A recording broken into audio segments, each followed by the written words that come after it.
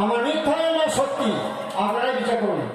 উত্তম গঙ্গার ঘাটে ভালো ঘাট চাই, শ্রী গৌরাঙ্গ পাঠা কাটে কলেজিকে বৈষ্ণবের গুরু শ্রী অদ্বৈত পিছনটা ট্যাঙ্ক দুটো ধরেছে টেনে ধরা দুটো চোখ, যত সব মেলা নেই মুড়ি নিয়ে কারাগারি নিত্যানন্দ মুড়ি নিয়ে মেরে দিল দৌড়। কামার কাঁটা কাটছে, তা কামার মাথাটা পায় ঘরে ঘরে নিত্যানন্দ কামার সেজেছে, নিত্যানন্দ কামার সেজেছে, বৈষ্ণব হয়ে পাঠা রেখেছে, নিত্যানন্দ আমার দলে যারা মালা ঝোলা তিলক একজনও নাই, কারণ ওসব আমরা করি না। আমরা চাই না বলে কপালে রক্ত তিলক করি। লক্ষ্মী পূজা নিয়েছেন, উপোস করেছেন, বার করেছেন, পুষ্পাঞ্জলি দিচ্ছেন, এবছর গান করে বাড়ি চলে যাবো, এটাই শেষ কথা নয়। আপনারা ঠাকুরটা যেদিন বিসর্জন করবেন সেদিন কপালে সবার সিন্দুর বিন্দু, কপালে সবার সিন্দুর বিন্দু থাকবে না বৈষ্ণবের রস সিন্ধু,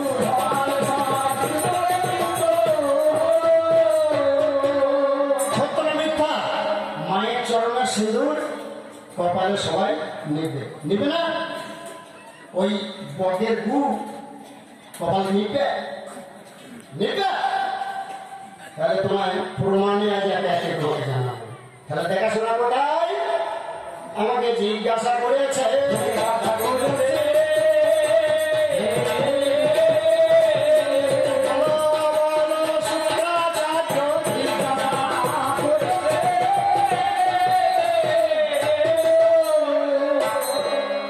আমি স্বর্গ থেকে কেন নেমে এলাম? আমি তো গুরু, এই যে জিজ্ঞেস করছে।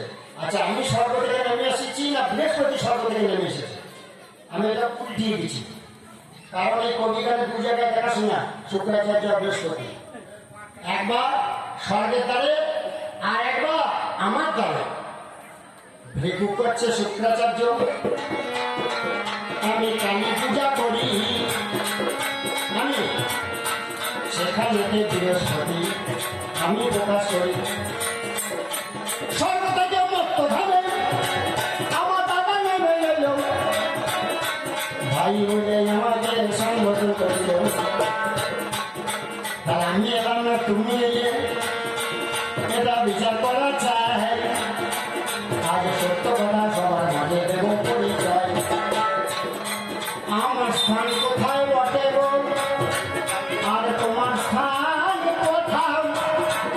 আজ সত্য কথা আসলে করবো জোড়া কথা।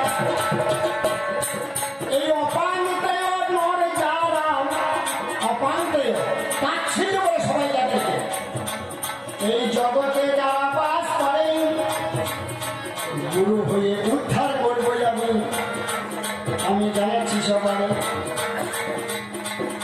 ধুলো মেখে ছাই মেখে ওই নালায় পড়ে থাকবে, তাদের গা ছেড়ে দিয়ে তুলে নেব, আমার কথা হবে। ওরে সেই রকম গুরু আমি বিচার করা চাই। গরিব মানুষ, অচ্ছুত মানুষ এই জগতে বেরোয়, তাদের সবাইকে দীক্ষা দিয়ে মন্ত্র দিয়ে আমি পরিবর্তন করব। এইটা আমার সংকল্প, দাদা তোমারই জানাবো। তবে সেই জন্য মত্তধাম পাতাল ধাম আমার হইল, শুধু মত্ত না পাতাল। এই যে পাতালেতে রাজ্য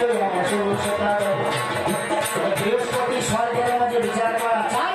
ওই সুখ ছাড়া অসুখ কখনো ভোগ করে না। এমএলএ হয়েছে, এমপি হয়েছে, গায়ে দেখতে শিখে একদিন ধর্মের সংসদে একটা বাড়িতে বসিয়ে তালাই বসে ভাত খেয়ে নিল, বলে কিনা দিয়ে দেখাচ্ছে কত প্রেম। দিয়ে এইবার যখন আসছে তখন বহরমপুরে জিয়াগঞ্জে বেলডাঙাতে এসি ঘর লজ বুক করে সেইখানে থাকছে, থাকছে না?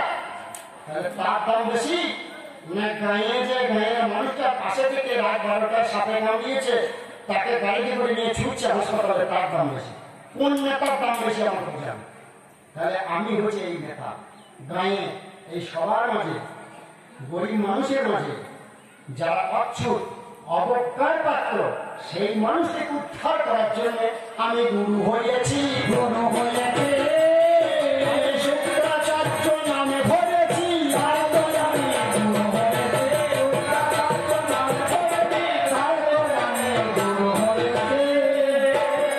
সেই মানুষের উদ্ধার করার জন্য। আর তেলামাটা তেল দেবে আমার দাদা বৃহস্পতি, তেলামাটায় ভদ্রলোকের বাড়ি ছাড়া এর হবে দৌড়ি ঘটি। যেখানে একটা ভালো খেতে পাবে, ভালো বিছানা পাবে, এ সেইখানে পেয়ে যাবে। তাই দেবতাদের গুরু হয়ে সেখানে থাকিবে। কিন্তু গায়ে বলে না আপনি বলুন, এটা বিচার করা চাই। ওই দেবতাকে রাজা কিন্তু একে মানে না সর্ব কেমন গুরু, কেমন গুরু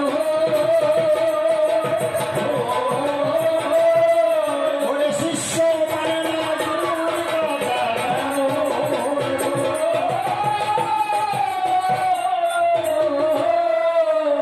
একাধিক প্রমাণ আছে দেবগুরু বৃহস্পতিকে ইন্দ্র মানে নাই, একাধিক প্রমাণ আছে। তাহলে হচ্ছে দেবতাদের গুরু হয়েছ, পুজো করতে যাচ্ছ, পৌরোহিত্য করতে যাচ্ছ, তোমার কথা শুনছে না শিষ্যরা, তাই গুরু সেজেছে। আমাকে জিজ্ঞেস করছে কেন তুমি স্বর্গ থেকে মরতে আসবো না? আমি সেই নেতা, যে নেতা কলাকার মানুষ, নিচেকার মানুষগুলোকে, অচ্ছুত মানুষগুলোকে গা ছেড়ে দিয়ে তাদের ময়লা দূর করে দিয়ে তাকে ভদ্রলোক সাজাবে, সেই নেতা আমি সেই গুরু। তাই আমি অশুদ্ধের গুরু হয়েছি। এই মর্তধামে পাতা দিতে আমি নেমে এলাম, গুরুগিরি দেখাবো মনেতে ভাবিলাম। অহংকার নাই মনে, আমার মনে অহংকার নাই, আছে ভক্তি নীতি। আমি ভক্তি দিয়ে পরিষ্কার করবো যত দূরে নীতি। শুক্রাচার্য নাম ধরেছি, শুক্রা নাম আচার্য, শুক্রাচার্য মধ্যপতি কর্মধার, ওই সমাস হয় মধ্যপতি কর্মধার। এই শুক্রকে জয় করেছি,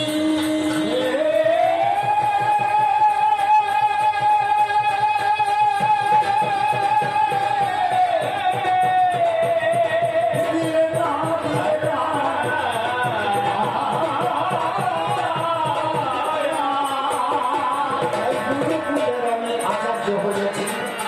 আপূর্ব চরপতি জপত্তর করে আচার্য, গুরুদেব আচার্য। আমার কাছে আসে যারা ফিরে যায় না তারা, যত অসুরের দল, যখন মাঝে মদ খেয়ে ভাঙ খেয়ে লাগায় গন্ডগোল, তাদের গন্ডগোলে থামানো আমার কাজ হয়। আরে ভদ্রগণে দাঁড়িয়ে আরে ব্রাহ্মণ সেজে আমি চন্ডালের কাছে যাই, চন্ডাল উদ্ধার করতে মনে কোনো বাধা নাই। ছি ছি ছি কাছা শিষ্য আমার ছবি না এরা বলে, তাহলে কেমন মানুষকে ভালোবাসে? আমি বলছি সবার সঙ্গে, কিন্তু সবাইকে ভালোবাসি আমি, সবার বাড়ি যাই, সবার বাড়িতে আমি নিত্য নিত্য খাই। তাদের গায়ে ধোলা ছেড়ে দিয়ে তাদের চেতনা ফেরা,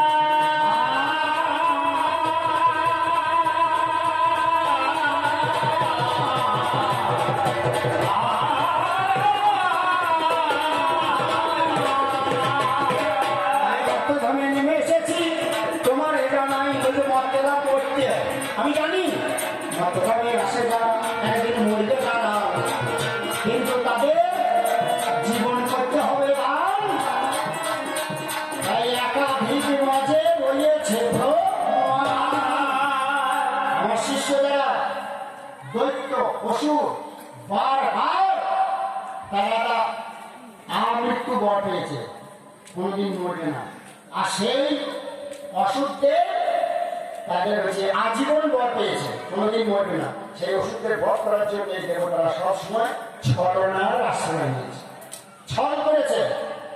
কদিন আগে যে পুজোটা হলো দেখলেন না, আমার শিষ্য জম্বাসুরের পুত্র তিনি, মহিষাসুরী নাম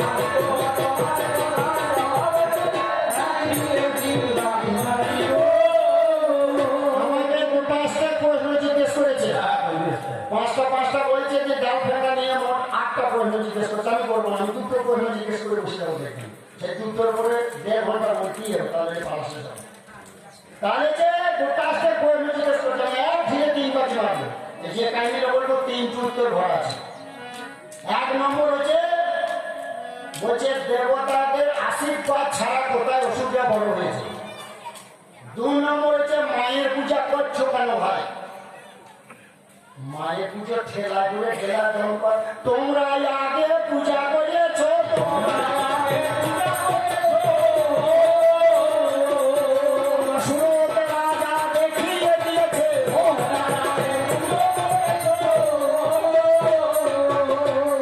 আমি জানি বাবা তোর লাইফটা খুব ভালো তবে আমি তোর মাঝে মাঝে মারিস না কেন দেখাচ্ছে যে ভালো লাইফ কিনে দিয়েছেন ওই থেকে দুটো মেরে দিল যত আমরা কারো বেশি মারলে আমার চোখে লাগে হতে মানা করো এই জম্ভাসুর নাচিতে নাচিতে ওষুধ কৈলাসে যায় নাচিতে নাচিতে ওষুধ কৈলাসে যায় এই যে মদ খেলে মাতাল ওঠে আমি সবাই জানাই সুরা পার করে যাই আমি সুধা খাই যায় কালি বলে আমার মন মাতালে মাতালে করে লোকে আমার মাতাল বলে চাইব বলে মাতাল মাতাল মাকে তাও করিল নাচিতে নাচিতে আমার কাছে কোথায় আছে জগৎপতি আমাদের পশুপতি পশুপতি এটা কিন্তু এই বৃহস্পতি যাদের গুরু তার মধ্যে পড়ে না ভোলানাথ নাম কি তোমার পাহাড় আমি দিচ্ছি ভোলানাথ ঠিক কোনো সময় দেবতাদের মাঝে আসে না ছাই ভস্য মাঠে সবাই মোজাগুলি খায় পাহাড়ে জঙ্গলেতে ঘুরে বেড়ায় সবাই নন্দী যত পশু দৈত্যের দল এদেরকে নিয়ে এসে পাহাড়ের মালা গলায় রয়েছে ওরে তুলসী মালা নাই মহাদেবের গলায় হাড়ের মালা গলায় রয়েছে তুলসী মালা নাই কিন্তু পরম বৈষ্ণব সেজেছে বিষ্ণু এবং হাড়ের মালা গলায় নিয়ে পরম বৈষ্ণব হল আমার কাছে আসা শুরু কোথায় আছে পশুপতি এর একটা নাম পশুপতি কেন পশুদের গুরু শিব হচ্ছে পশুদের গুরু জগতে যাদের পাশবিক প্রবৃত্তি জীবনে করেছে শুরু মদ খায় মায়া বোনেদের ইজ্জত জ্ঞান নেয় তারাই তো পশু হয় আসিন তাদের গুরু সেজেছে এই দুনিয়ায় পশুপতি নাম দিতে হয় আমি প্রকাশ করি এবার জম্বাসু দেখাইছে ভোলানাথের তপস্যাতে বসিয়া করিল আমি খাবো না আর উঠব না মনে মন করিল এবার ভোলানাথ পশুপতি অল্পে সন্তুষ্ট হয় জম্বাসুরের সামনে দর্শন দেয় যে বলো বলো জম্বাসুর কি কারণে এলে বলো কি বর নেবে তুমি বলো আমার ঘুরে শালা শালা যদি বর আমাকে দিতে চাস তাহলে এই বরে দিবি তোর কাছে প্রকাশ করি আমার কথা শালা বেটা হয়ে আমার জন্ম নিবি বেটা হয়ে আমার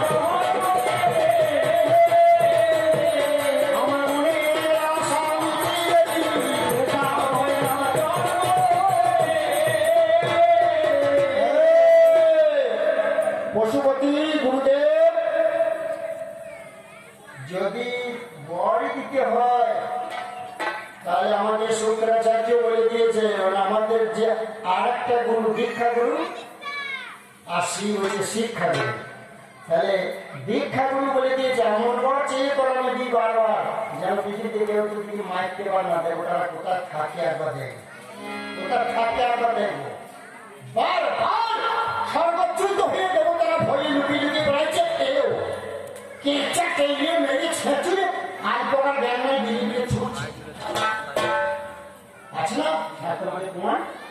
তাহলে এই যে বলছে তুই আমার বেটা হয়ে যদি জন্ম নাও বাবা পশুপতি, তাহলে আমি সেই ঘরটা নেবো।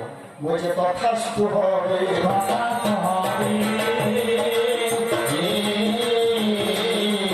তোমার বেটা হয়ে যাবো তথাস্তু হবে।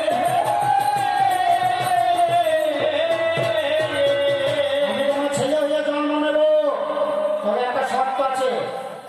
প্রথম সঙ্গমে, মানে প্রথম যে স্ত্রীর সঙ্গে মিলন ঘটাবে সেই সঙ্গমেই আমি কিন্তু চলে যাব, ঔরসের সন্তান হবো আমি, শিব তোমার ছেলে হয়ে যাব, কিন্তু তোমার মৃত্যু হয়ে যাবে, তুমি আর বাঁচবে না।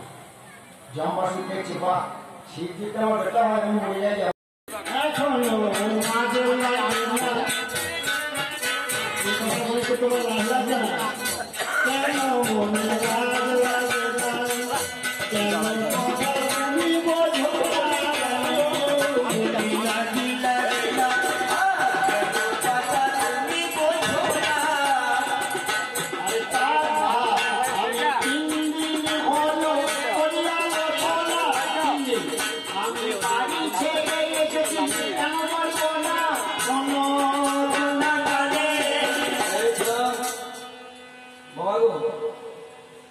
যদি আপনি পেট ভরে মাছ ভাত দই মিষ্টি খান আপনি আর খেতে পারবেন না, কিন্তু যার পেটে খিদে আছে তাকে তো দুটো খেতে হবে।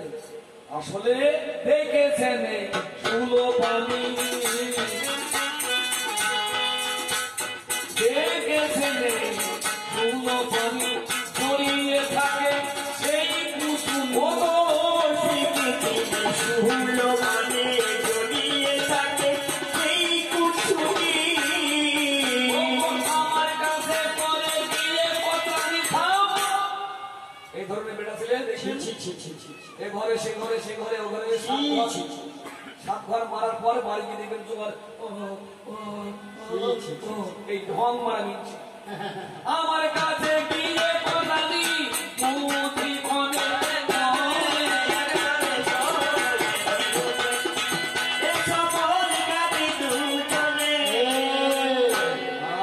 সন্দেহ তোমাদের মনে, তোমরা মেয়ে ছেলে, মেয়েদের সন্দেহ সবসময় স্বামীকে সন্দেহ করে কোথাও গেলে, তাই কি কারণে এলে, তুমি কি ঠিকে রয়েছেন তুই আমার কাছে প্রকাশ করো। আজকে আমার বাড়ি ছাড়া হইয়াছ তুমি, তোমাকে খুঁজতে দেখো চলে আসলাম আমি। বলো কিবা প্রয়োজনে এলে আমার কাছে বলো, সত্য কথা প্রকাশ করবো, কোনো কোনো বলো। ঘরে চলো, ঘরের পুরুষ তোমাকে ঘরে রাখতে চাই, তুমি বসে যাচ্ছ কেন মরা বট নাই। কিন্তু ঘরে তোমার কি প্রয়োজন, তোমার তো সবই আছে, কি প্রয়োজন তোমার আজকে হয়ে প্রয়োজন মানে ঘরে ফিরছো না, ঘরে কি চাল নাই, ঘরে কি খাবার নাই, খাইবে কোথেকে? ঘরে যাওয়ার ঠিক গনাই আবার কিছু নাই, আমার বাড়ি তো নয় চিড়িয়াখানা, কি বলবো মহাশয়, বাড়ি তো নয় চিড়িয়াখানা। নিচের একটা ষাঁড় আছে, মেয়ের একটা পেশাল আছে, আর আছে হাঁস। বড় ছেলেটা ইঁদুর খুশে রাখে 12 মাস। আমার ওই একটা সিংহ আছে, আরে বাপরে বাপ, আমার ঘরে পড়ে আছে কয়খানা সাপ।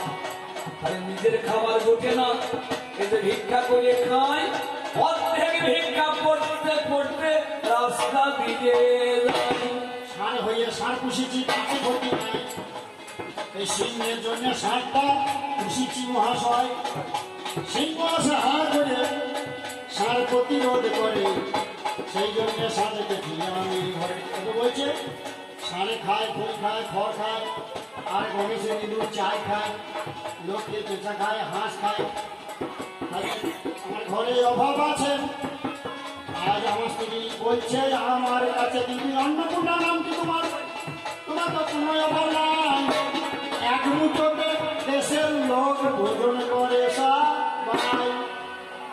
রেশনের যে লোকটা চাল নাই বিনি পয়সায়, ও কিন্তু রেশনের চাল খায় নাই। এই যে ডিলার মালিক যে দেখেন যে ডিলার চাল নেন ও খায়, নামে আমার অন্নপূর্ণাকে দেওয়ার পরে অন্নপূর্ণাকে নিজের অন্ন রেখে দেয় ঘরে, রাখে না? রাখে। এই অন্ন পরের জন্য, কিন্তু আমার ঘরের বড় তুমি ঘরে কোনো বাস। একটা কথা শুনে যাও, এসে আমার পাশ। হ্যাঁ বলো। তুমি 3 দিন হয়েছো সালাম তপস্যার নামে করে এই যে বটতলায় বসে গেছে। বলো তুমি আমায়, আমি করো তুমি হ্যাঁ আমার জানিতে বসো না, সেইখানে থেকে বলি কবে বলো কোনোই না কাজ ধ্যান করছো। হ্যাঁ, আমার গুরু কৃষ্ণ বটে মদন মোহন, আমার কৃষ্ণের গুরু আমি বটে, আমার মিথ্যার বচন। তাহলে যে আমার আরাধ্য আবার সেই শিষ্য হয়। এই যে লীলা চলছে পৃথিবীতে তুমি বুঝবে নাই, তাই আরাধনা করছি আমি সেই গুরুর সাধন। আমি তোমার কাছে সত্য কথা বলি, মধুর বচন। লজ্জা নাই, ঘৃণা নাই, ভিত্তি নাই, ভিত্তি নাই, ঠিক নাই কোনো জ্ঞান। আমাকে ছেড়ে পাবে না ভগবান। মনে আছে একদিন রাসলীলায় গেলে আমি যাই বলে শিব, তুমিও ভাবলে ও আমাকে ছেড়ে গেলে ওই রাসলীলা দেখতে গিয়েছিল। আর ওই পুরুষদের ঢুকতে নিষেধ ছিল, আমার পুরুষদের ঢুকতে নিষেধ ছিল, ওই জন্য মনের মধ্যে আমার দেখে থাকা টেনশন যে বইয়েরা কি করে। তাদের তপস্যার মানে যিনি ভগবান তাকে যদি চান, আগে নারীর সাধনা পূর্ণ করে তারপরে যাও। আগে আমার মনোবাসনা পূর্ণ করো, বলো। নারীর সাধনা শেষ করো, তারপরে ভগবান প্রাপ্তির পথে। এই তো এই গেল এক কথা। আর এক কথা করবো, 1 বছর পূর্ণ হলো। এবার ভাবো আমি বাবুর বাড়ি যাবো, আমার হলো বাসনা, বাবার বাড়ি যেতে হবে। তুমি কিন্তু তোমার বাবা কি করেছে নিমন্ত্রণ, তার নিমন্ত্রণ ছাড়া গুরু বাড়িও যাওয়া যায় না। শোনো আমার বচন। স্বামী গো,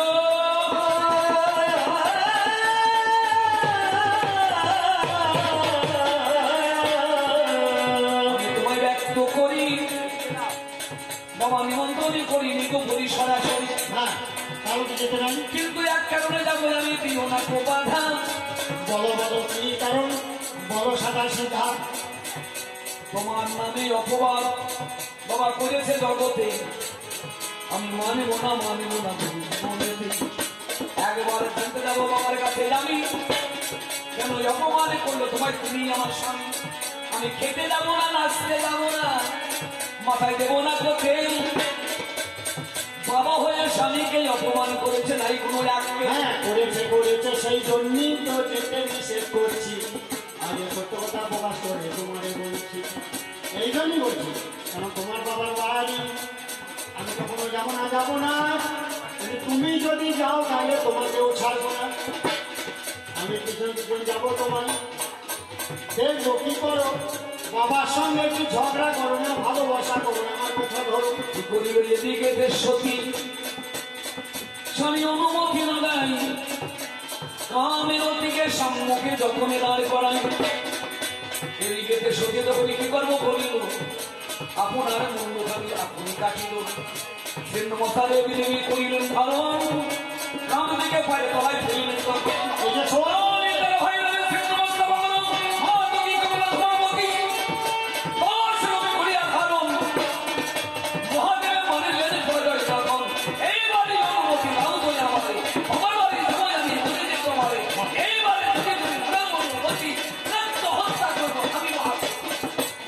তারা মহাবিদ্যা ষোড়শী ভুবনেশ্বরী ভৈরবী ছিন্নমস্তা ধূমাবতী কপলাস্ততা, এই যে দশ মহাবিদ্যাকে আমি করল দর্শন।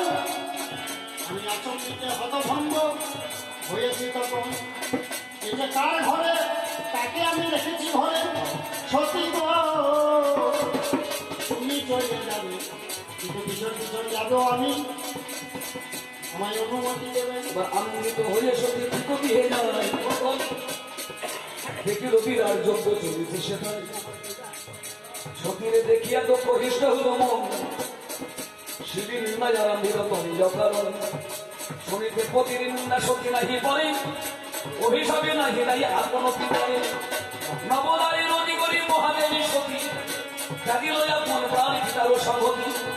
এদিকে সে মনে হিন্দি কিরকম করে তাড়াতাড়ি খবর দিল শিবির গোচরে অনেক কথা শুনে শিবির খাইল সেখানে এই যে চলে গেলাম যখন শুনলাম আপনারও কানে এবার এই যে প্রতিদিন না সত্যি আমার সহ্য করে গেলাম এবার দক্ষ যন্ত্র বানিয়েছে শুনুন সর্বজনা সত্যি আমার রাগান্বিত বিচার করা যায় আর রেগে রেগে সতী দেহ ত্যাগ করে ফেসে খাই আমি ভয়ঙ্কর মুক্তি করেছি কারণ আর কি আমি থাকতে পারছি তখন কি করিবে মহাদেবী অন্যদিকে থেকে গেল মাথা থেকে যদি একটা মাটি কেটে দিল বীরভদ্র জলম হলো কেমনটা সবাই ওই বীরভদ্র দক্ষের মাথা কেটে নাই দক্ষের মাথা যখন কাটা হয়ে গেল শিবের চরণ ধরে তিনি কাঁদিতে লাগিল ক্রোশ কেটে বলে শোনো জামাই তুমি জামাই হলে সেটা সুন্দর বুঝে দিতে হয়